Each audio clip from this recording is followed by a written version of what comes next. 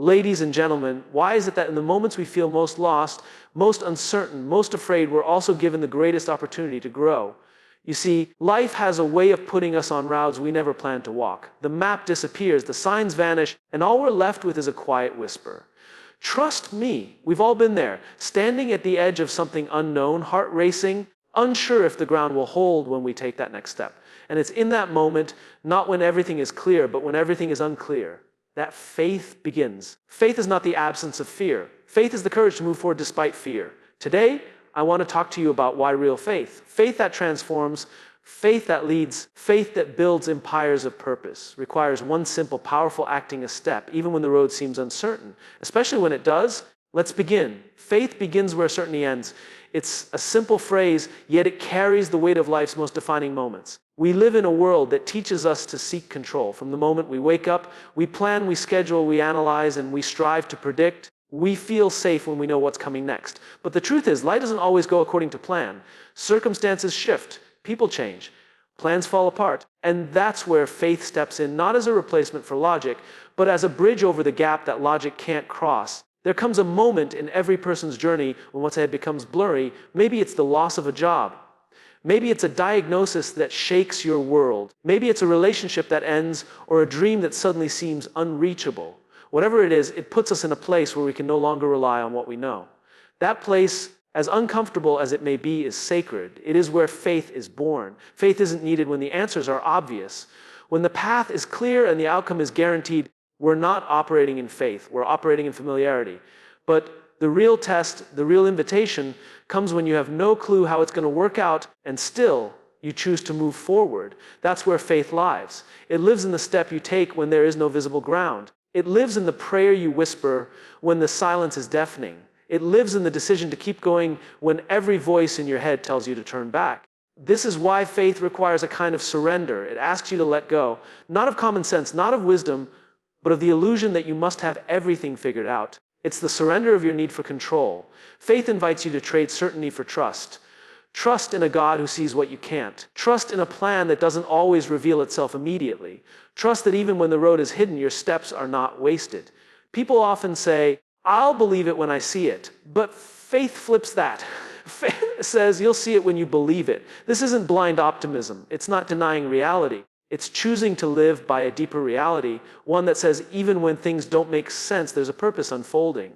There's a bigger picture at play. Faith requires you to zoom out from the chaos of the moment and lean into the character of the God who's brought you this far. Look back on your life. Think of the moments that changed you, that stretched you, that revealed they comfortable. Probably not. Were they certain? Absolutely not.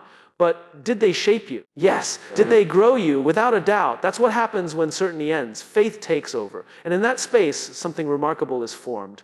Character resilience, peace, and a kind of clarity that only comes on the other side of trust. Faith also isn't a one-time decision. It's a daily posture. Every morning you wake up and choose again, space to reconnect. Will I trust even when I don't know? Will I believe even when I can't see? Will I keep walking even when the road is dim?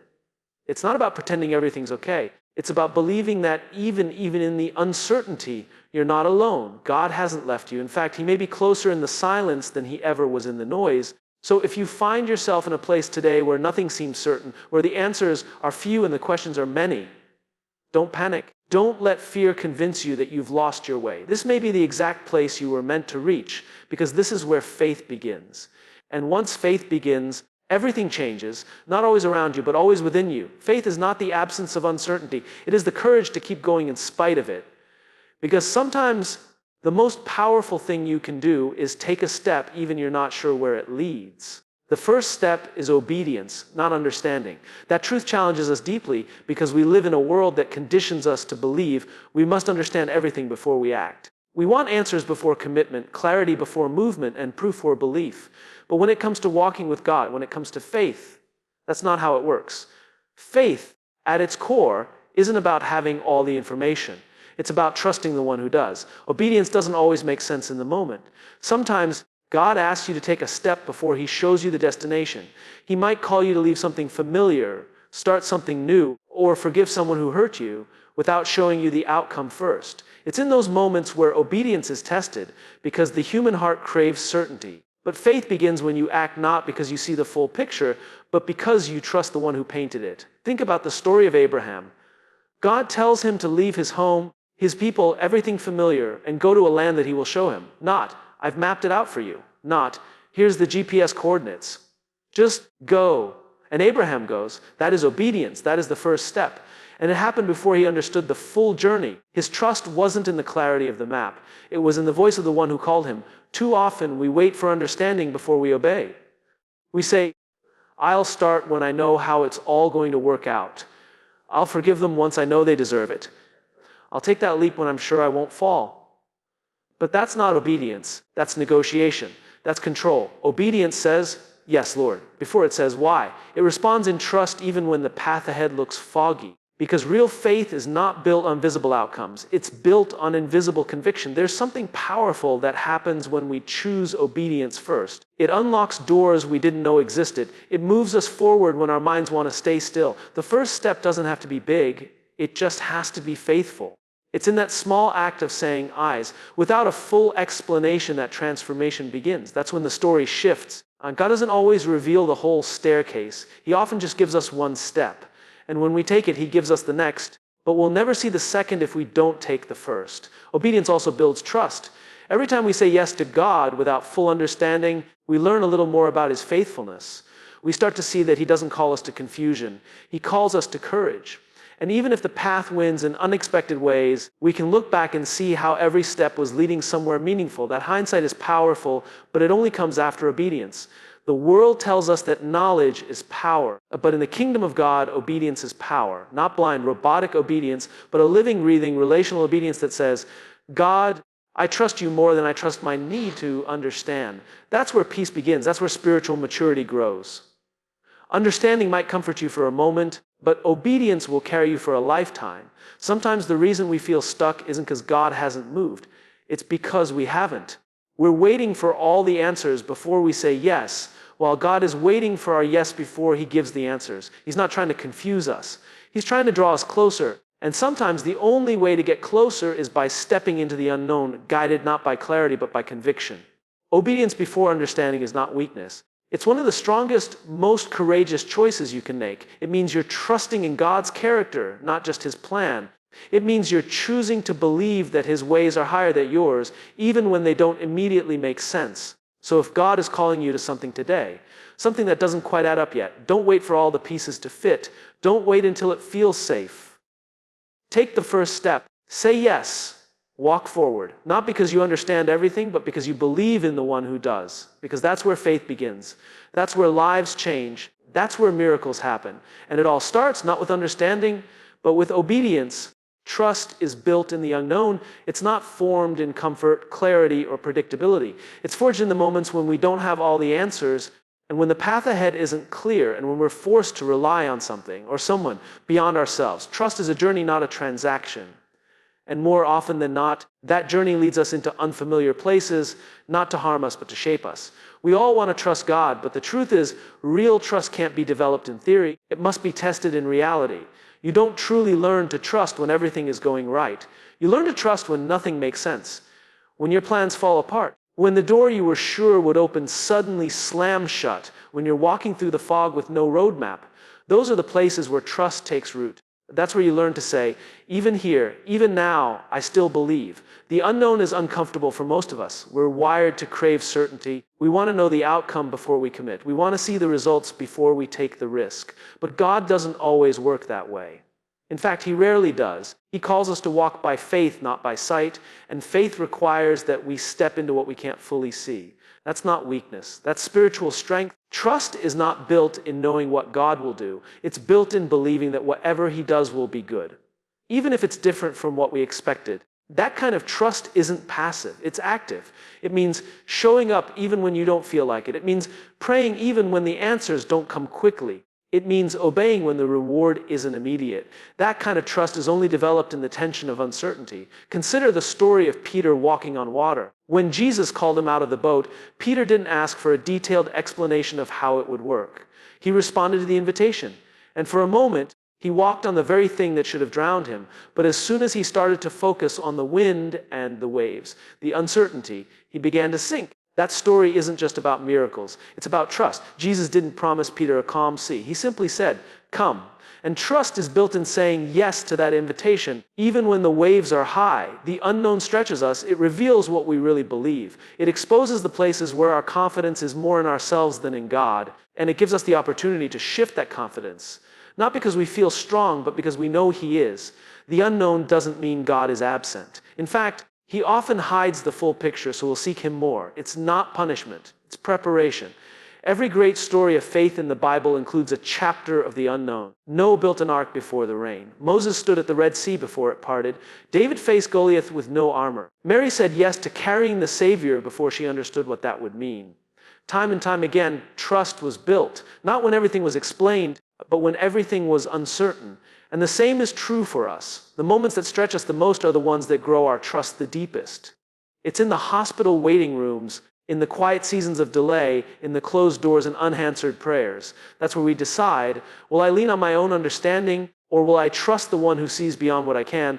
God isn't asking you to have it all figured out. He's not demanding perfection. He's simply inviting you to trust Him in the unknown. To say, God, I don't know how this will work out, but I know You. That kind of trust is unshakable. It doesn't come from perfect conditions. It comes from a perfect relationship. So if you're in a season of uncertainty right now, if the path ahead feels unclear, don't panic. You're in the right place. This is where trust is built. Not in the answers, but in the questions. Not in control, but in surrender. Trust grows in the soil of the unknown. And when you come through it, you won't just know more. You'll believe deeper.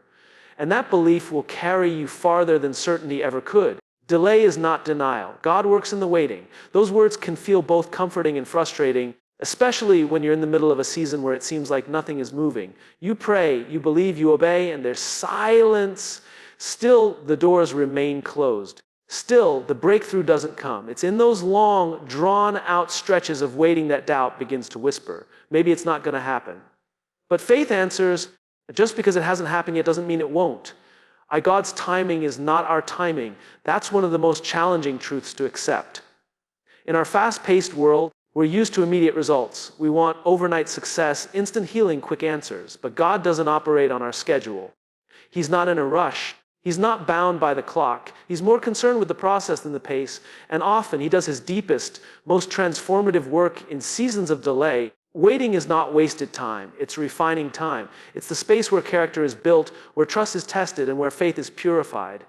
When everything slows down around you, something deep begins to shift within you. The waiting room of life can feel like a lonely, stagnant place, but it's actually a sacred space, because it's where God prepares you for what's next. Look at the lives of people throughout Scripture, and you'll see this theme over and over again. Joseph had a dream as a teenager, but he spent years in slavery and prison before that dream became reality. David was anointed king, but he returned to tending sheep and waited many years before wearing the crown. Even Jesus waited 30 years before beginning His public ministry. Why? Because preparation always comes before promotion. Delay does not mean denial. It means development. Sometimes the delay is protecting you from something you're not ready to carry. You might want the blessing now, but God knows that if He gives it too soon, it could crush you instead of bless you. Waiting allows Him to strengthen your foundation, sharpen your vision, and align your heart with His purpose. What feels like a setback may actually be setting you up for something greater than you imagined. The enemy loves to use delay to plant doubt. He'll say things like, if God really cared, He would have answered by now. Or, if the promise was real, you'd already be living it. But faith doesn't live on deadlines. Faith lives on trust. And trust says, even when I don't see it, I still believe. Even when nothing's changing, I know God is still working, because He is, even in silence, even in stillness. Waiting also reveals what you're truly hoping in. Are you trusting God, or are you trusting what He can give you? Are you anchored in His presence, or are you only focused on the outcome? The waiting season purifies your motives. It brings you back to the heart of faith, not in a result, but in a relationship. And the beautiful thing is, God isn't distant in the delay. He's near. He walks with you through every day of waiting, whispering, I'm not done. Keep going, don't give up. His silence is not absence. His delay is not rejection. Sometimes He withholds what we want to give us what we need, a stronger faith, a deeper trust, a more unshakable identity in Him. If you're in a season of delay right now, hold on. Don't lose heart. God has not forgotten you. He's not punishing you. He's preparing you. The promise stands. The vision still speaks. The timing is still in his hands. You may not understand it now, but one day you'll look back and see that everything was right on time. So wait, not with frustration, but with expectation. Wait with hope, not with despair. Wait knowing that the same God who called who is the same God who will fulfill his promise. He's never late. He's never early. He's always right on time. Delay is not denial. It's a divine pause filled with purpose. And when the waiting ends, you'll be ready, not just for the blessing, but for the weight and the wonder of what it carries. Your fear is loud, but God's whisper is louder. Fear has a voice, one that's persistent, persuasive, and often paralyzing. It doesn't wait for an invitation. It shows up unannounced, usually when we're standing at the edge of something new, uncertain, or bigger than us.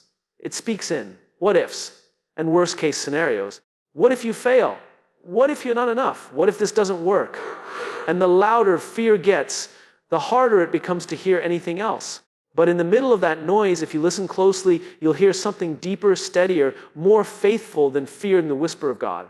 God rarely shouts over our chaos. He whispers. He speaks in quite still moments, not to compete with fear's volume, but to remind us where true power lies. Fear demands your attention with urgency and drama. God invites your attention with peace and presence. The whisper doesn't come to scare you into action. It comes to draw you into trust. This contrast between fear and faith is seen so clearly in the story of Elijah. After a dramatic confrontation with the prophets of Baal, Elijah finds himself hiding in a cave, overwhelmed and afraid. He's expecting God to show up in dramatic ways, in the wind, the earthquake, the fire. But God isn't in any of those. Instead, he comes in a still small voice, a whisper. That whisper didn't just carry sound, it carried truth. It reminded Elijah that God was with him, even when he felt alone, even when fear was screaming in his ears. That's what God does. When fear gets loud, God whispers, I am here. And that whisper is not weak. It's not small in power, only in volume. Because God doesn't need to raise his voice to silence fear. His presence alone carries the authority to calm every storm inside you. His whisper can cut through the lies fear tells and speak straight to your soul with clarity and courage. But here's the challenge: to hear the whisper, we must slow down. Fear rushes, faith listens. Fear screams over the noise of your insecurities, doubts, and distractions. But God speaks in the quiet moments. When we pause, when we breathe, when we tune out the panic and tune into his presence. The whisper is always there, but we must choose to hear it. The truth is, fear is not always a sign you're doing something wrong. Often it's a sign you're stepping into something important. Fear shows up when you're close to breakthrough. It tries to convince you to retreat, to play small, to stay safe. But that's where God's whisper becomes a lifeline. He says, don't stop now. I'm with you. Keep going. His whisper is filled with promises. You are not alone. I will never leave you. I am your strength. I go before you. It's easy to let fear dictate our decisions. We shrink back from opportunities. We avoid risks. We delay obedience. All because fear shouts louder than our faith. But when you begin to recognize the voice of God's whisper, everything changes. You start to realize that courage isn't the absence of fear. It's choosing to follow the whisper in spite of it. The whisper of God carries peace in the midst of panic. It speaks order into chaos, strength and hope into despair. When you tune your heart to that still, small voice, you stop being controlled by what you feel and start being led by what you know. God is faithful, is good, he is with you, always. When fear says, you can't, God's whisper says, with me you can. When fear says, it's too late, God's whisper says, I make all things new. When fear says, you're alone, his whisper gently reminds you, I will never forsake you. These are not empty words. They are eternal truths that have carried people through every kind of storm imaginable. So the next time fear gets loud, when your thoughts race, when your heart pounds, when your courage wavers, don't fight fear with more noise. Get quiet. Lean in. Listen. God is speaking. He's not shouting to prove his power. He's whispering to prove his nearness. And his whisper will always be louder, because truth always echoes louder than lies in the heart of those who are willing to listen. Let fear be loud if it must, but let your faith be louder. Not because you shout back, but because you follow the whisper. Faith isn't about knowing the outcome. It's about knowing the one who holds the outcome. That truth changes everything. It shifts our focus from what we can't control to who is always in control. It moves us from anxiety to assurance, from striving to surrender. When we root our faith in God's character instead of in our desired results, we gain an anchor that holds firm, even when everything else feels like it's shifting beneath us. Too often, we treat faith like a contract. If I believe hard enough, if I pray long enough, then things will turn out the way I want. But that's not biblical faith. That's bargaining. Real faith says, even if it doesn't turn out how I expect, I still trust God. It's not rooted in circumstance, it's rooted in relationship. It's built not on outcomes, but on who God is: faithful, good, wise, sovereign, and loving. Think about the story of Shadrach, Meshach, and Abednego. They stood before King Nebuchadnezzar and declared that God could save them from the fiery furnace.